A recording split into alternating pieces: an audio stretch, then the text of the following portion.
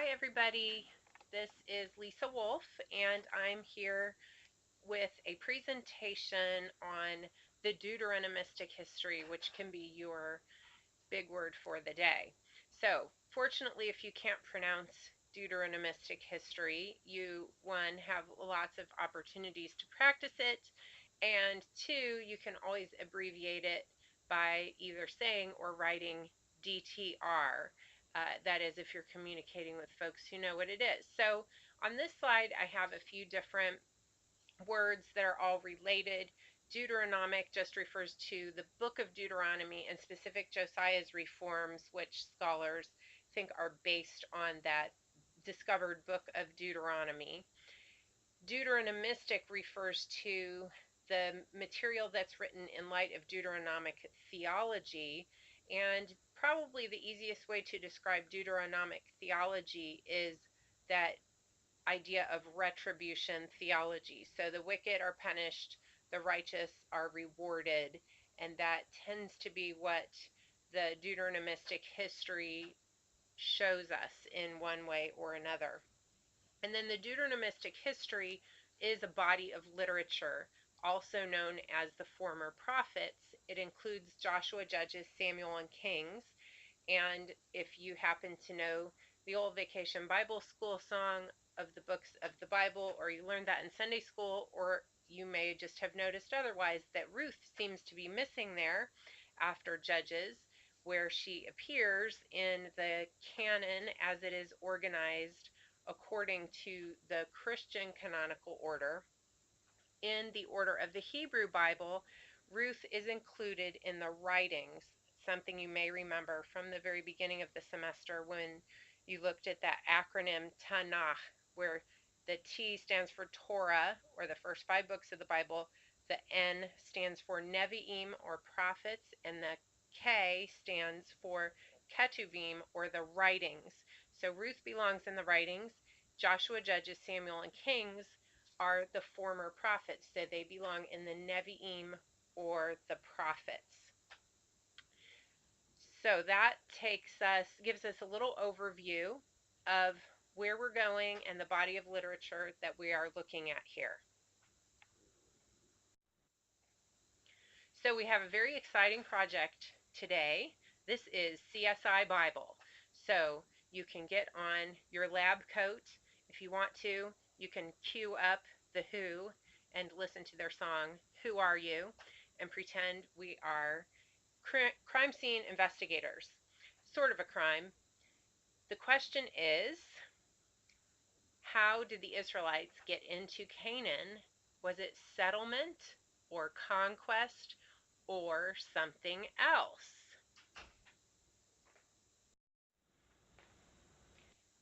So I want you all to just humor me in this exercise. Pretend you're a detective and look through these groupings of material. Your fourth detective, you're going to be all 4 detectives, 1, 2, 3, and 4 that are on this slide.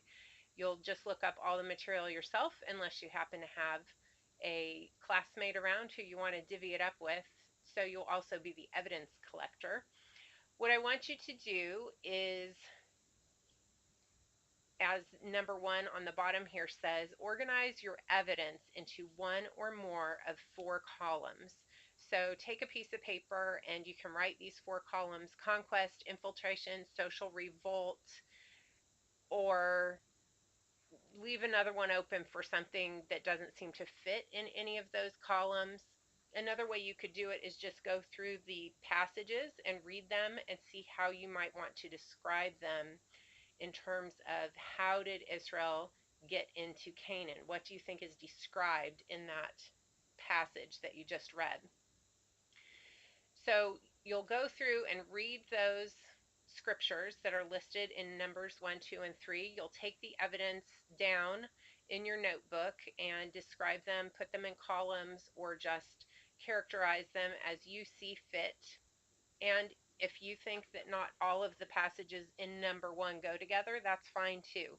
You characterize them how you want. Number 2 on the bottom of this slide is to report is reporting the textual evidence in its respective columns. So that's pretty much what I just said. The final one talks about a film clip. And here I want you to go back to the documentary that we had you watch at the beginning of the semester, The Bible's Buried Secrets. I want you to re-watch 2 portions of that documentary. And if you mouse over the little bar on the bottom of the documentary there, each dot on that bar is a new chapter of the documentary. So you want to find the 2 sections, they are consecutive sections, the 2 sections named the Canaanite cities and Israelite origins.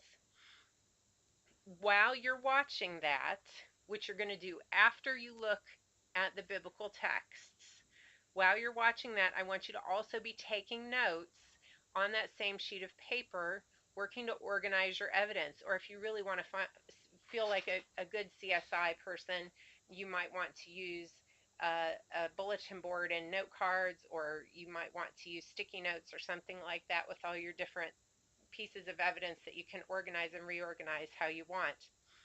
So I want you to pay attention to the archaeologists in those 2 sections of the video and what they say about how Israel came into the land. And I want you to notice that you will have different kinds of evidence presented there, just like you will see different kinds of evidence in the biblical texts. Pay particular attention to the 2 archaeologists at Hatzor. They are Amnon Ben Tor and Sharon Zuckerman.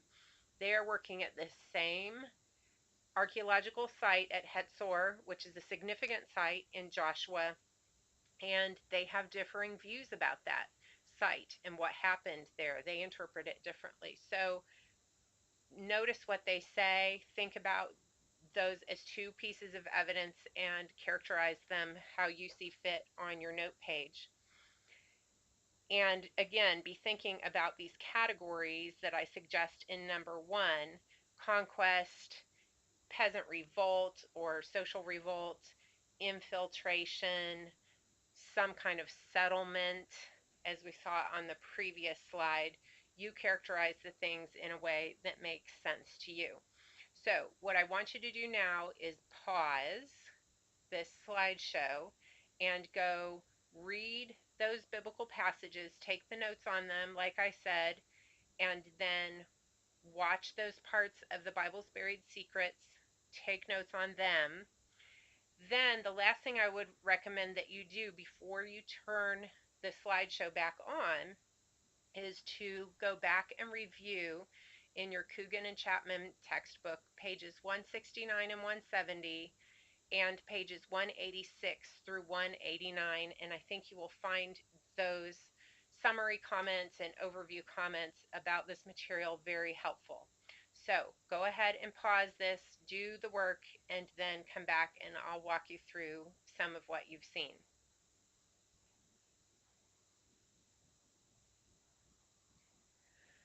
Okay, so hopefully you've done all the work now in looking at the passages.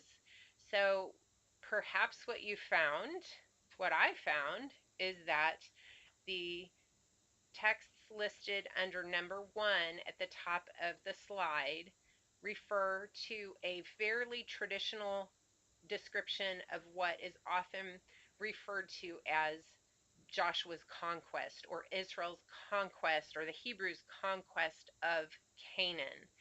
So that in these texts like Joshua 10:40, we read these very sweeping statements. So Joshua defeated the whole land, the hill country and the Negev and the lowland and the slopes and all their kings. He left no one remaining, but utterly destroyed all that breathed, as the Lord God of Israel commanded. That tends to be, at least in my interpretation, that what we have going on in that first list of texts from Joshua, that they fulfill traditionally that traditional idea of conquest. The second list from Joshua 11:13 and following, and then into the beginning of Judges, I would count as not conquest generally. And then where you might want to put those may depend. Some of them sound like maybe they're infiltration, some of them revolt, but in any case, they all seem to be caveats to the idea of, to the traditional idea of conquest, where, as we saw in Joshua 10:40, Joshua defeated the whole land and nothing was left breathing. So we get caveats to that. So in Joshua 11:13, for instance,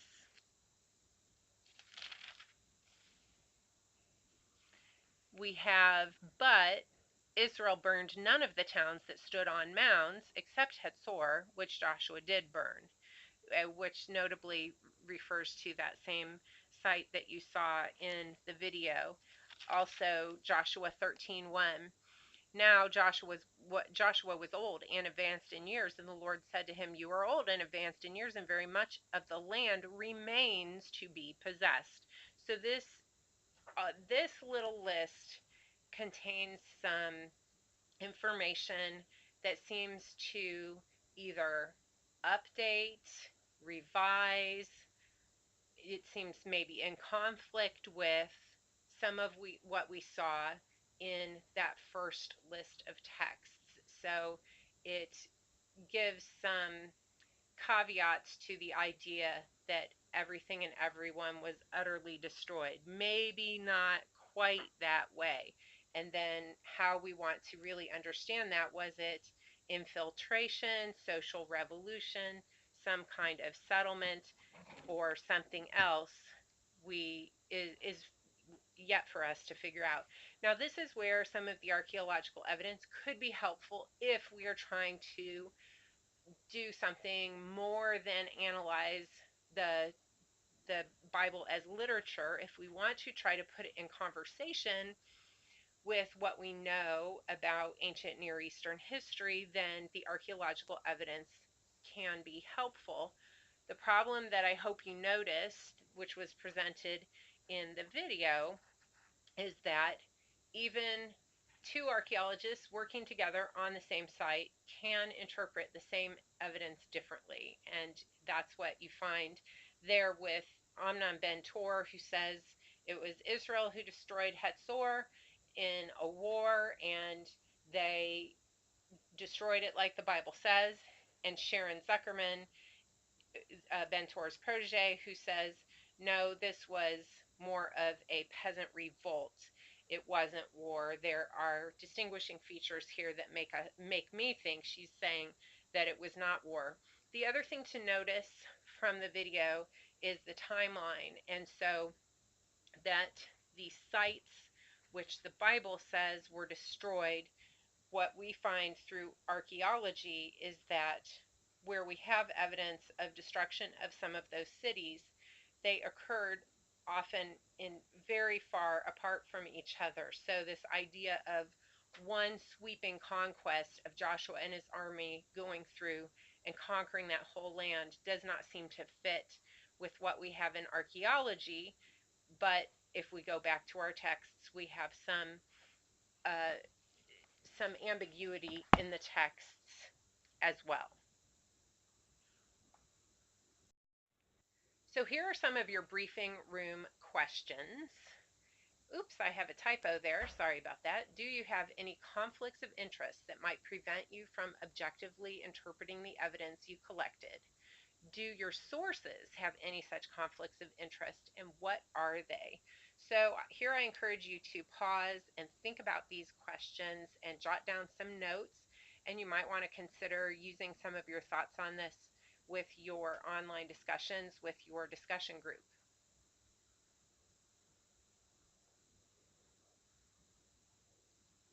The kinds of conflict of interest that I have in mind here would be things like an archaeologist whose commitment is really to looking for the factuality that is in the Bible, wanting to prove it, versus an archaeologist who's looking at a site and asking, what can I learn from this site, irregardless of what I know about the Bible? So those could be some kinds of conflict of interest, and those would be more conflicts of interest from your sources.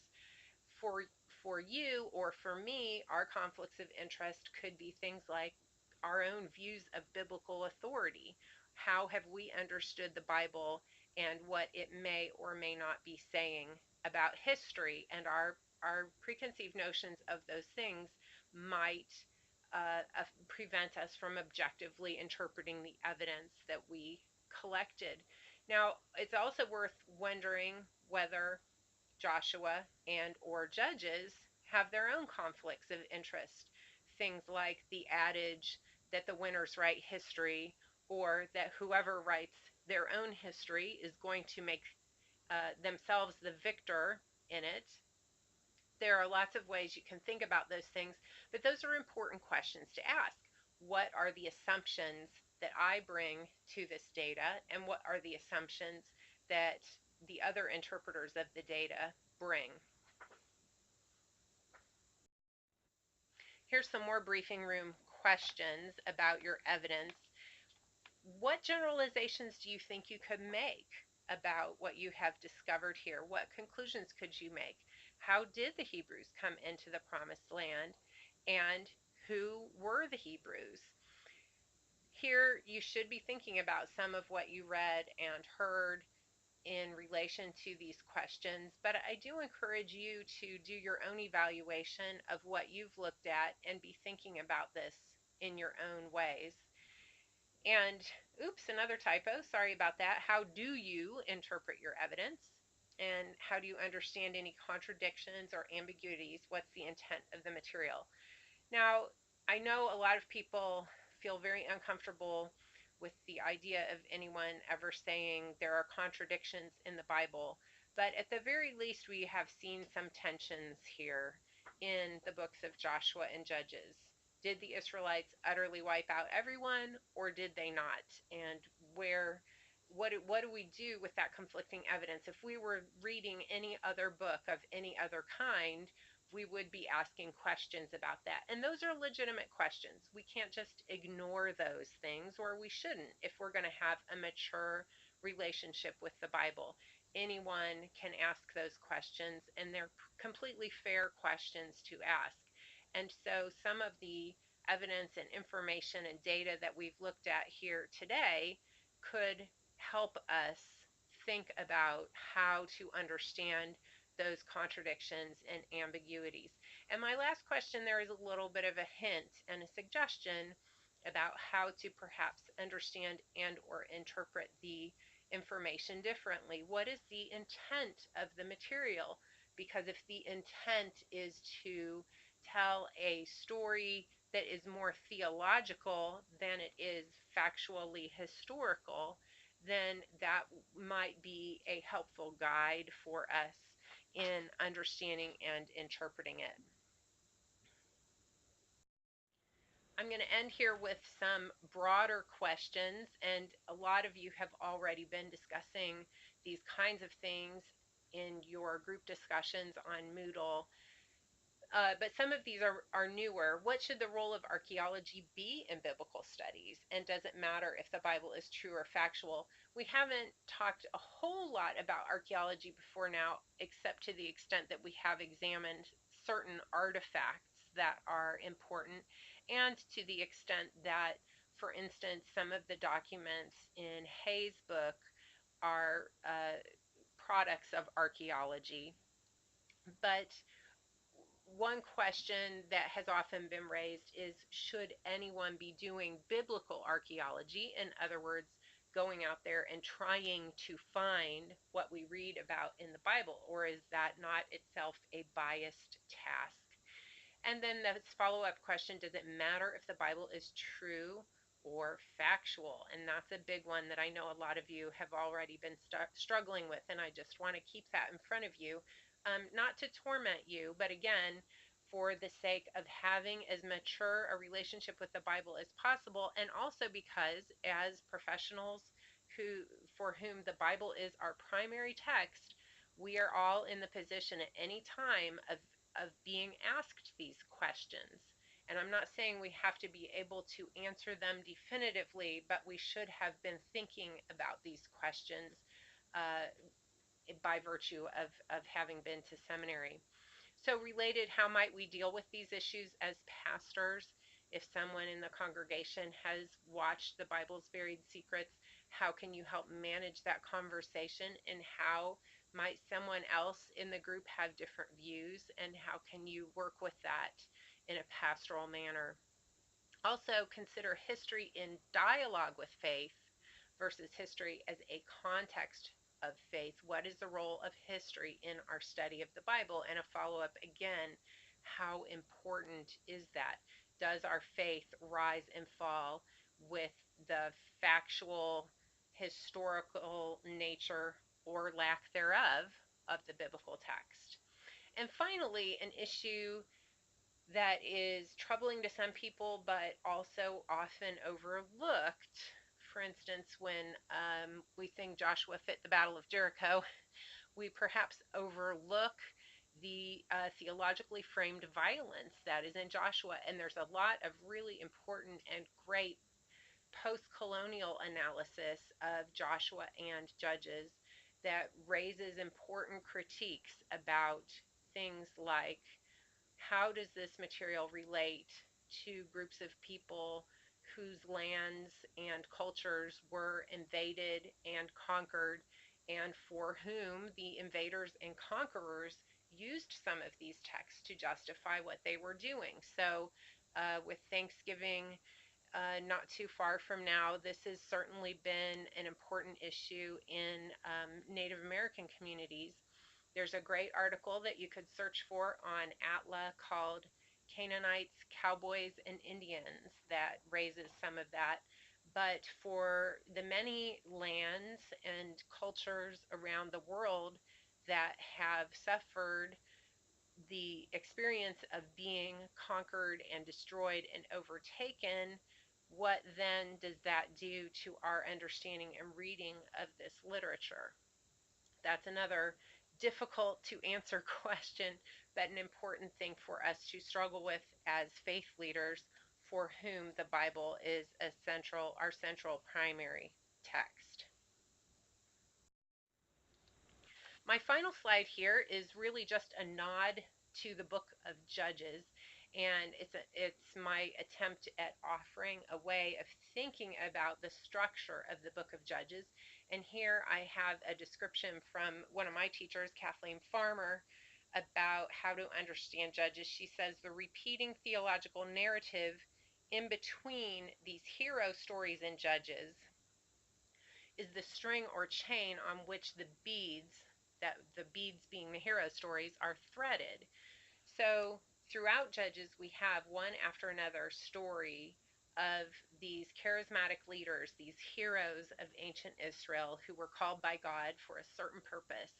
And the book of Judges, one way to understand it as a beaded necklace where these hero stories are the beads, and then there is a theological narrative in between them, and Harold's actually going to say more about that theological narrative in his presentation that links all those stories together.